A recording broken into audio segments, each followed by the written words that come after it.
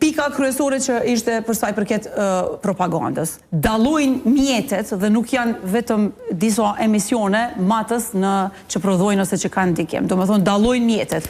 A ka qenë më brutal, tash ka qenë propaganda shumë brutale. Do me thonë dhe këto e dëgjojmë edhe ndjejmë edhe na, linqimi, fryrjet, sharjet, sulmet që janë bo në për rrjetet sociale kanë qenë jashtëzakonisht aktive dhe kjo e ka dëmtu krejt. Prej kujt kanë qenë të orkestrume, normalisht që kanë qenë se diskursin ti e dalon, edhe diskursi populist, edhe duke i përdor të gjitha mjetet alternative të pushtetit, e këtu po të thëmë që janë shumë mjetet që kanë diku, që i ka përdor prej pozitës së pushtetit, këtu kanë jep efekte, po shihën fatkeqësisht që kanë jep efekte.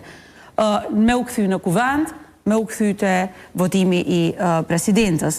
Gjatë këtyre 5 viteve, kemi par një presidente që në shumë momente ka qenë e anshme. Edhe na e shohem që, faktikisht është e ditur që presidentja duhet me qenë mbi partitë politike, duhet ketë një rol unifikus, përbashkus, edhe t'jetë në interesa të vendimet e saj të jenë në interes të vendit.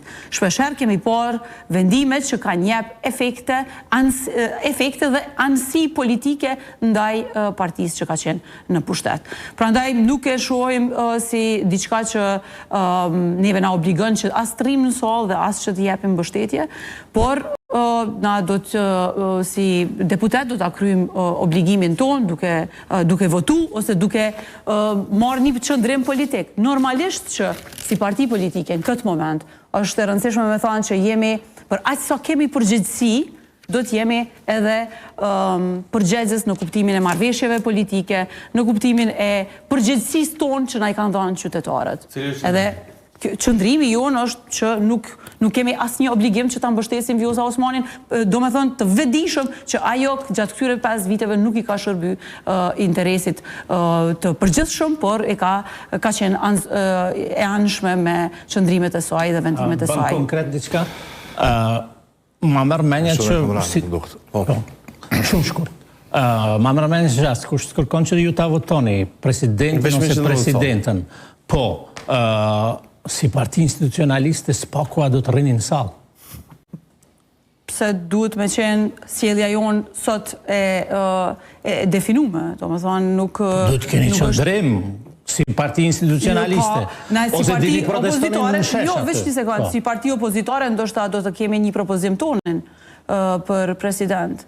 Ndoshta ka shumë opcione të tjera, pse duhet me qenë një emër i përveçëm, ai që na përcakton sjelljen tonë me rastin e zgjedhjes së presidentit. Do të thotë ka mundësi që dilni me një propozim konkret tjetër. Po, absolutisht. Edhe kjo është zgjidhje. Po se kjo është, do me thonë, këtë përgjegjësi e kemi dhe ne mendojmë që në këtë posaçërisht në këta numra do të ishte e rrugës që partitë të cilat janë në opozit, partitë e tjera përveç kësaj partisë që ka fitu shumicën, të kenë një konsensus për të prezantuar një emër që është mbi një kandidat, po, që është mbi partitë politike.